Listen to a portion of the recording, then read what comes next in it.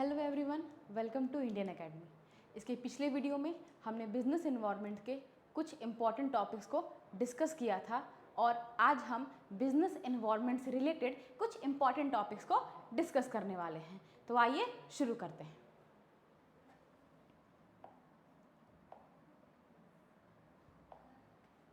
तो इसके पहले हमने फीचर्स ऑफ बिजनेस एनवायरनमेंट को डिस्कस किया था और आज हम डिस्कस करने वाले हैं इम्पॉर्टेंस ऑफ बिजनेस एनवायरनमेंट। क्यों बिजनेस एनवायरनमेंट हमारे लिए इतना ज़्यादा ज़रूरी है। तो इसका सबसे पहले इंपॉर्टेंस ये बोलता है कि identification of opportunities to get the first mover advantage. ये किस में मदद करता है? तो ये हमें सबसे पहले अपॉर्चुनिटीज़ को आइडेंटिफाई करने में मदद करता है और फर्स्ट मूवर एडवांटेज को लेने में भी मदद करता है। कैसे? मार्केट में अगर मार्केट को आप टाइम टू टाइम एनालाइज करते हो तो आपको ये पता चलता है कि मार्केट में ऐसी कौन सी कमियां हैं और उन कमियों को दूर करने के लिए अगर कोई ऐसा प्रोडक्ट आप मार्केट में लॉन्च कर देते हो तो यहाँ पे आप फर्स्ट मूवर एडवांटेज लेके अपने कॉम्पिटिटर से आगे निकल सकते हो। जैसे हम एग्जांपल ले सकते हैं पाउडर लिक्विड हैंड वॉश का। जब powder liquid hand wash market में आया था तो एक ही कंपनी उस पाउडर लिक्विड हैंड वॉश को बनाती थी। उसके पहले क्या किसी भी कंपनी ने ये सोचा कि भाई पाउडर लिक्विड हैंड वॉश भी बन सकता है? भाई 10 रुपये के शैशे में हम हैंड वॉश को ले आएंगे, क्या कभी किसी ने ये सोचा था? नहीं। एक कंपनी ने इस चीज़ को सोचा। सबसे पहले उसने क्या किया? बिजनेस एनवायरनमेंट को स्कैन करा तो उसे पता चला ना कि भाई ऐसे प्रोडक्ट की मार्केट में कमी है, तो क्यों ना हम ऐसे प्रोडक्ट को मार्केट में बेचें, मार्केट में इंट्रोड्यूस करें एंड देन हम अपने कॉम्पिटिटर से आगे निकल सकते हैं। जब उस कंपनी ने उस प्रोडक्ट को मार्केट में लॉन्च करा तो उस कंपनी जैसे और दूसरी कोई कंपनी थी नहीं उस समय जो वैसे प्रोडक्ट को सेल कर रही थी। तो सोचिए उस कंपनी का उस समय कितना बेनिफिट हुआ होगा। इसीलिए बिजनेस एनवायरनमेंट आपको बताता है कि टाइम टू टाइम आपको क्या एक्शंस लेने चाहिए। दूसरा, आइडेंटिफिकेशन ऑफ थ्रेट। देखिए मार्केट में आपको किन किन चीज़ों से नुकसान होने वाला है ये भी बिजनेस एनवायरनमेंट आपको बताता है। अगर आप टाइमली स्कैनिंग करते रहोगे, टाइमली स्कैनिंग करने से क्या होता है, हमें पता चलता है। क्या पता चलता है? कोई पता चलता है कि क्या कोई थ्रेट मार्केट में ओरिजिनेट हो रहा है, किसी थ्रेट से क्या मेरे को कोई नुकसान पहुंच रहा है। जैसे अगर मार्केट की डिमांड चेंज होने वाली है तो मार्केट की डिमांड अगर चेंज होने वाली है, अगर मैंने उन प्रोडक्ट को अपने शॉप में इंक्लूड नहीं करा तो फिर क्या होगा? मैं तो वहाँ फेल हो जाऊँगा। भाई मैं तो फेल हो जाऊँगा, मेरे पास तो कोई कस्टमर्स आएंगे ही नहीं। तो फिर वहाँ पे मेरा क्या स्टेप होना चाहिए? भाई बिजनेस एनवायरनमेंट को स्कैन करा तो पता चला कि डिमांड चेंज होने वाली है, तो क्यों ना उस चेंजिंग डिमांड को ध्यान में रखते हुए मैं वैसे ही प्रोडक्ट ले आऊँ अपने शॉप पे, तो भाई मेरे कस्टमर्स कम नहीं होंगे। ऐसे हेल्प करता है। तीसरा, tapping useful resources. Tapping useful resources कैसे? तो बिजनेस एनवायरनमेंट को अगर आप टाइम टू टाइम स्कैन करते हो तो बिजनेस एनवायरनमेंट को स्कैन करके हमें ये पता चलता है कि भाई अभी मार्केट में किस प्रोडक्ट की डिमांड है। मार्केट में किस प्रोडक्ट की डिमांड है तो भाई हम उन्हीं पर ना अपने पैसों को खर्च करेंगे। हम अगर प्रोडक्शन करेंगे तो उन्हीं कमोडिटीज़ पे करेंगे। अगर अभी कोई स्पेसिफिक टाइप के डिज़ाइन का कोई कपड़ा मार्केट में बिक रहा है तो भाई उसी को बनाएंगे, उसी फैशन को हम भी फॉलो करेंगे। अगर मार्केट में अभी बूट बिक रहा है तो मैं बूट बनाऊंगी। अगर मार्केट अभी जैकेट को प्रेफर कर रही है तो मैं जैकेट्स बनाऊंगी। भाई मैं अपने फिनेंशियल रिसोर्स को अभी धोती कुर्ते बनाने में क्यों खर्च करूंगी? इसीलिए बिजनेस एनवायरनमेंट हमें ये बताता है कि किस तरीके से हमें अपने रिसोर्सेज को यूज़ करना चाहिए। वो हमें इफ़िशिएंट मैनर में अपने रिसोर्सेज को यूज़ करना सिखाता है। और क्या बेनिफिट है?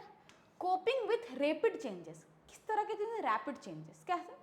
बोलता है मार्केट में किसी भी तरह का चेंज हो रहा है, मार्केट में किसी भी तरह का चेंज हो रहा है, हम सारे चेंजेस के साथ रैपिडली मूव कर सकते हैं और उन चेंजेस को इम्प्लीमेंट कर सकते हैं।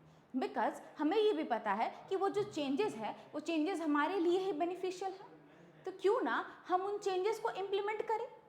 तो बिजनेस एनवायरनमेंट की मदद से मार्केट में होने वाली कोई भी चेंजेस को हम इजीली असेस कर सकते हैं और उस असेसमेंट के बेसिस पे हम तुरंत उन चेंजेस को अपने ऑर्गेनाइजेशन में इम्प्लीमेंट करके एक स्टेप आगे जा सकते हैं। और क्या? Assist in planning and policy formulation. अब भाई अगर आप बिजनेस एनवायरनमेंट को स्कैन करोगे, अगर आपको ये पता चल रहा है कि आगे जाके गवर्नमेंट किसी पॉलिसी को लाने वाली है, फॉर एग्जाम्पल मानो गवर्नमेंट जब जीएसटी लाने वाली थी तो पता था ना भाई कि जीएसटी इम्प्लीमेंट होने वाला है। जब वो एक्ट पार्लियामेंट में पास हुआ तो उसके बाद पता था कि किसी स्पेसिफिक डेट को जीएसटी लागू होगा, ज़रूर इम्प्लीमेंटेशन सबको पता था।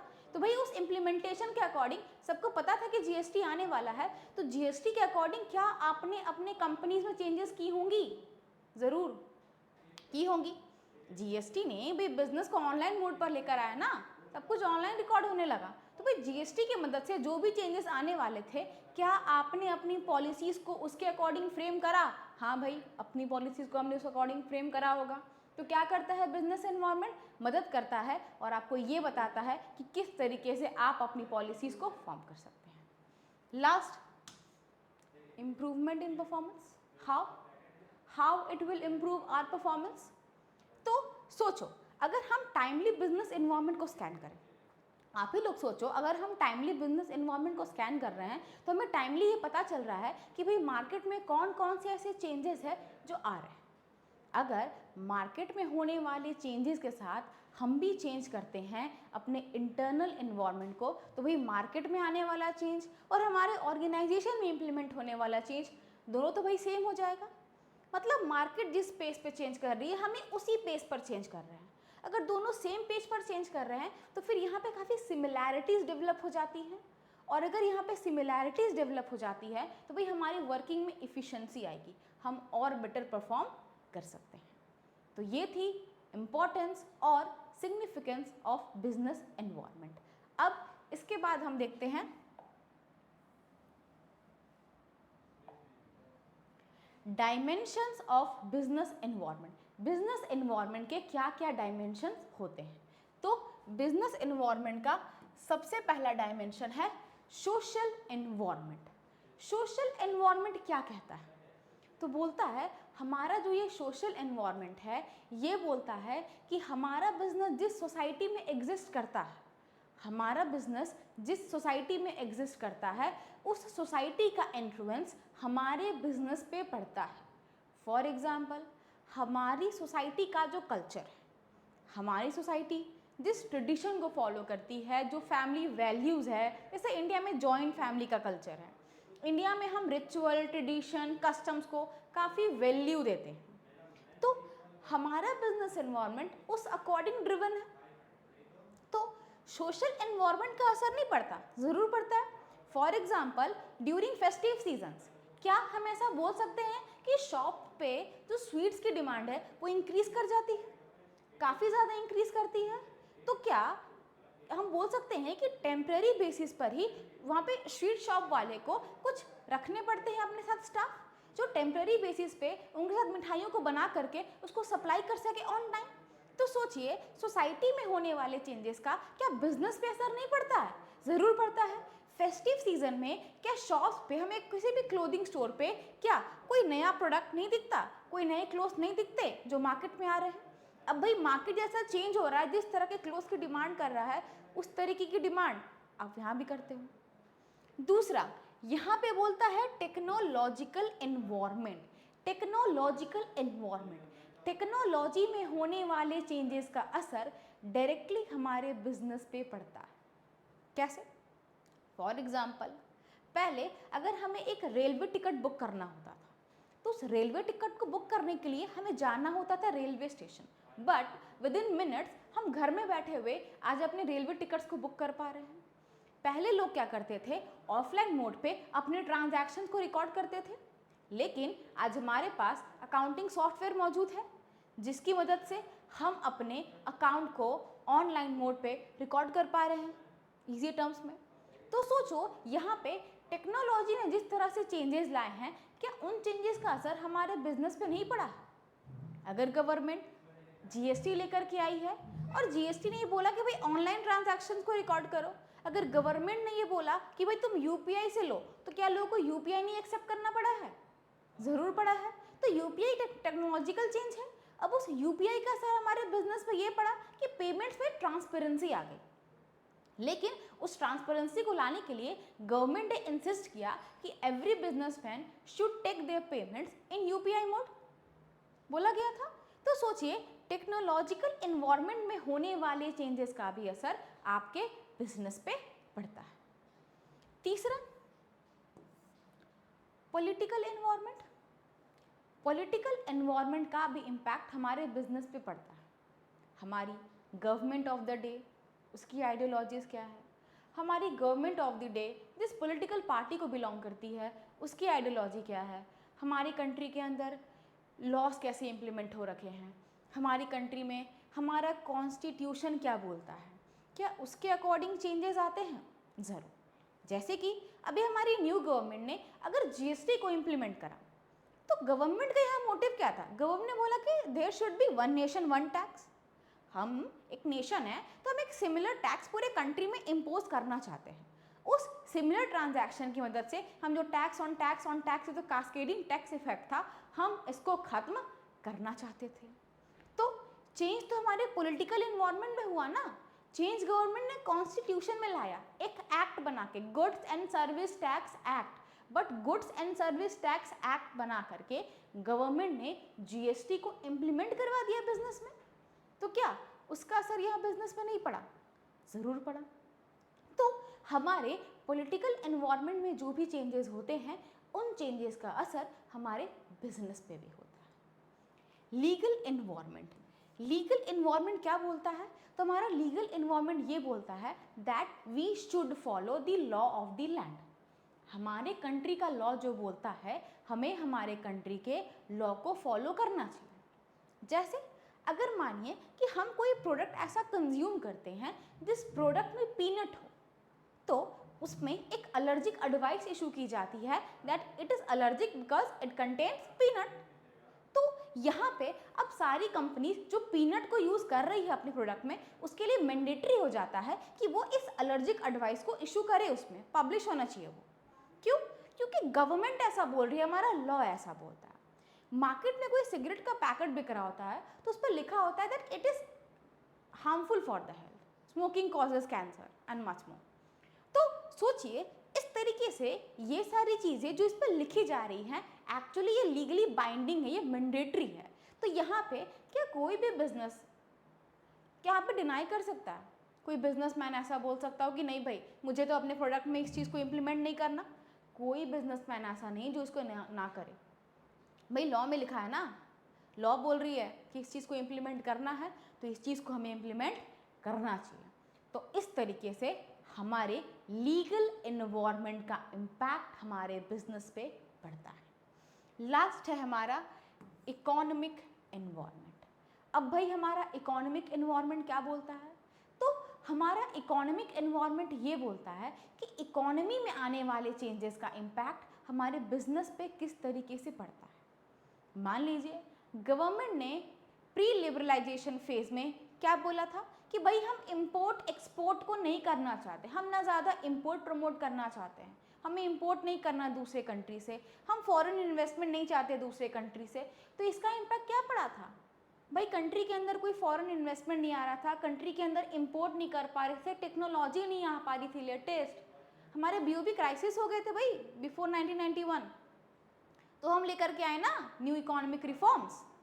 तो सोचो इस तरीके से गवर्नमेंट ने चेंजेस इकोनॉमी में किए थे, बट उन इकोनॉमिक चेंजेस का असर हमारे बिजनेस पे पड़ता है? ज़रूर पड़ता है। भाई कल को गवर्नमेंट ऑफ इंडिया बोल दे कि नहीं भाई मैं इस कंट्री से ऑयल नहीं लूँगा, तो फिर क्या होगी? हमारी जितनी पेट्रोलियम एजेंसी, जितनी भी कंपनीज है, वो क्या ऑयल को रिफाइन कर पाएंगी? नहीं कर पाएगी। भाई गवर्नमेंट तो इकोनॉमी पॉलिसी में चेंज कर रही ना, लेकिन उसका इम्पैक्ट हमारे बिजनेस पे हो जा रहा है। तो इस तरीके से हमारे इकोनॉमिक एनवायरनमेंट का असर हमारे बिजनेस पे पड़ता है।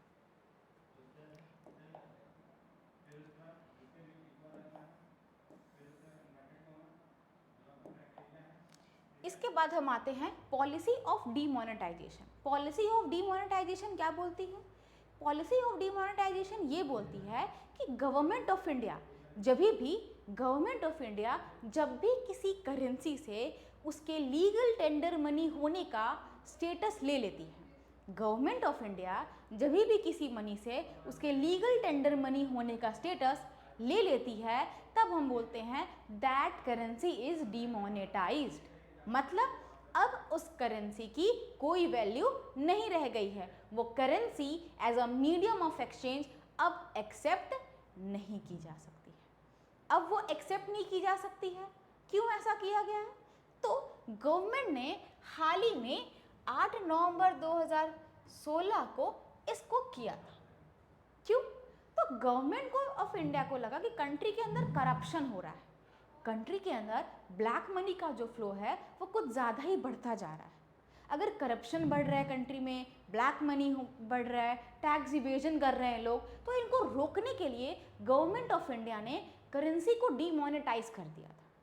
पुराने 500,000 के नोटों को बंद कर दिया था और नए 500,000 के नोट लाए थे और बोला था कि भाई जिन लोग को भी अपने पुराने नोट को एक्सचेंज करना है वो बैंक में जाके एक्सचेंज कर सकते हैं। क्या बेनिफिट था इसका? सबसे पहले बेनिफिट ये था कि ये एक टैक्स एडमिनिस्ट्रेशन मेजर था। इससे हम टैक्स को एडमिनिस्टर करना चाहते थे कि भाई एक्चुअली आप जो पैसे लेकर के आते हो, मान लो आप गवर्नमेंट ऑफ इंडिया को हमेशा से बताते आते कि मैं 1 लाख रुपए कमाता हूँ और सर 1 लाख के अकॉर्डिंग मैं टैक्स भरूंगा। भाई 1 लाख कमाते हो, इस महीने आप 2 लाख रुपए ले आए हो, बोलते हो सर मेरे पास ये पैसा है। भाई कहाँ से आ रहा हो तुम्हारे पास ये पैसा? मतलब ज़रूर तुमने ब्लैक मनी रखा होगा। अब ब्लैक मनी रखा है तो भाई अब तुम्हें उसे अनाउंस करना होगा ना कि मैं ये ब्लैक मनी कमा रहा हूँ और यहाँ वहाँ से कमा रहा हूँ। तो सोचिए इस तरीके से यहाँ पे गवर्नमेंट टैक्स पॉलिसी को और बेटर करना चाहती थी। गवर्नमेंट इससे एक क्लियर मैसेज देना चाहती थी that tax evasion will not be longer tolerated और एक्सेप्टेड। गवर्नमेंट यहाँ से ये मैसेज देना चाहती थी कि अब जो भी इंसान टैक्स को चोरी करता है ना, गवर्नमेंट उसको टॉलरेट नहीं करेगी। अब टॉलरेट नहीं करना है हमें। गवर्नमेंट ने जब ऐसा बोला और लोगों ने अनाउंस किया तो सोचो, सबसे पहले तो लोगों से उस पर टैक्स वसूला गया होगा। दूसरा, आपने इतने दिनों से अपनी इनकम को अनाउंस नहीं करा तो उस इनकम के ऊपर आपको पेनल्टी भरनी पड़ी होगी। इस तरीके से हम और बेटर टैक्सेशन लोगों से वसूल पाए थे। इसके बाद डीमोनेटाइजेशन के बाद गवर्नमेंट ने कैशलेस इकोनॉमी में प्रमोट किया। क्यों? अगर हम कैशलेस इकोनॉमी को प्रमोट करते हैं ना, तो कैशलेस इकोनॉमी ट्रांजैक्शंस को और ट्रांसपेरेंट बनाती है। कैसे? सोचो, अगर आप ट्रांजैक्शन यूपीआई से करते हो, क्या यूपीआई के ट्रांजैक्शंस को आप कहीं छुपा सकते हो? चैट डिलीट कर दोगे, हिस्ट्री भी डिलीट कर दोगे? नहीं कर सकते हो। बैंक को पता है भाई मैंने ट्रांजैक्शन किया, गवर्नमेंट को पता है मैंने ट्रांजैक्शन किया, जो थर्ड पार्टी मिले यूपीआई का काम कर रही है उसे पता है कि मैंने ये ट्रांजैक्शन किया है। तो क्या किसी भी ट्रांजैक्शन को करके आप छुपा सकते हो? और अगर आप छुपा नहीं सकते तो टैक्स चोरी होगी क्या? अगर मैंने वहाँ पे नहीं छुपाया है तो मैं टैक्स चोरी कर पाऊंगी क्या? नहीं कर पाओगी।